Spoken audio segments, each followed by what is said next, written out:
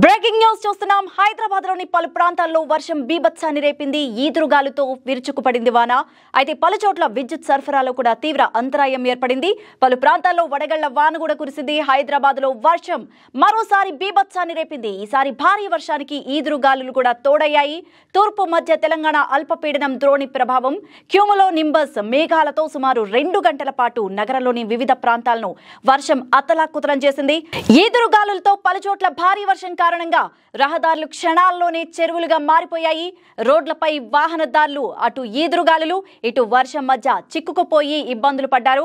ఇక బండ్లగూడలో 8 సెంటీమీటర్ల వర్షం నమోదు కాగా బహదూర్పుర 7, చార్మినార్లో 7, నాంపల్లిలో 6 సెంటీమీటర్లుగా నమోదైంది.